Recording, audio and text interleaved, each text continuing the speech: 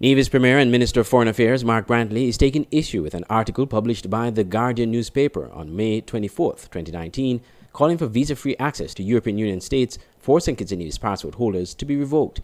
The call came following a case in Europe involving Andrei Pavlov, a Russian national who was sanctioned for tax fraud, but was able to travel to other EU states.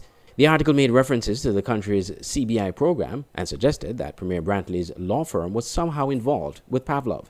However, a press statement issued from the Office of the Premier on behalf of the Nevis Island administration on the weekend claimed that through an intermediary, an inquiry was made to the law firm Daniel Brantley, co-founded by Mr. Brantley in 1997. Other than seeking information, Mr. Pavlov is not and has never been a client of the law firm. The statement added that the Premier does not know and has never met Mr. Pavlov and has therefore had no association or contact with him. This, too, the statement said, was made clear to Juliet Garside, the writer of the Guardian newspaper article, in a telephone interview with Premier Brantley on Wednesday, May 22nd. The statement added that Mr. Pavlov is not and has never been a citizen of St. Kitts and Nevis. All of this was made clear to the writer of the Guardian article, Juliet Garside, in a telephone interview with Mr. Brantley on Wednesday, May 22nd, according to the statement. The Nevis Island administration is arguing that the article does not and cannot offer any evidence to the contrary. The statement said, quote, "It, however, seeks to discredit by innuendos its basic implied premise, and the complaint to the European Union by MEPs Ana Gomez and Mariche Schaake is that the referenced request for information on a legitimate citizenship program and that Mr. Pavlov might have managed to enter the EU over 70 times are somehow linked to St. Kitts and Nevis. This is completely and utterly false, as Mr. Pavlov does not hold and has never held a passport from St. Kitts and Nevis. His purported entries into the EU, therefore, have absolutely no connection with St. Kitts and Nevis." End quote. The NIA said in the statement that the new government undertook a comprehensive review and overhaul of the country's citizenship by investment program in 2015.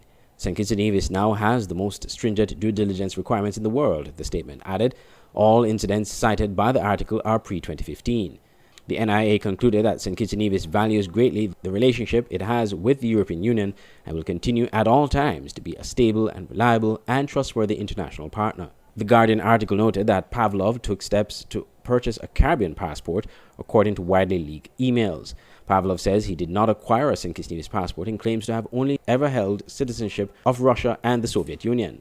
The article stated that in January 2014, an intermediary acting for Pavlov approached Mark Brantley, who was at the time leader of the opposition.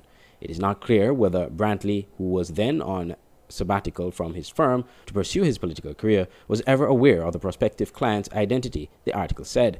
By email, Brantley referred the intermediary to his law firm, Daniel Brantley and Associates, saying, "We can help."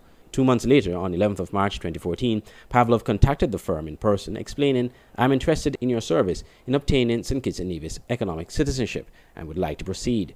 Pavlov needed the passport, he said, because he was involved in litigation in the Eastern Caribbean Supreme Court and wanted to avoid visa difficulties when traveling to the region. He hoped to have necessary documentation ready within 3 weeks. Brantley said his firm received an inquiry which did not lead to work for the firm. He said there was no evidence Pavlov had obtained citizenship. "I have never applied for or granted any citizenship other than Russian," Pavlov said in an email statement to The Guardian. "I don't have any plans to acquire St. Kitts and Nevis citizenship. I am not intended to comment whether I had these plans years ago. After December 2017, I never instructed any professional in order to obtain any foreign citizenship for myself," he said in the statement. EU parliamentarians Ana Gomez, a prominent campaigner against golden passports, and her colleague have raised the matter in a letter to Commission President Jean-Claude Juncker, calling for immediate curbs on visa waivers for St. Kitts and Nevis citizens. Andre Huey, SKN Newsline.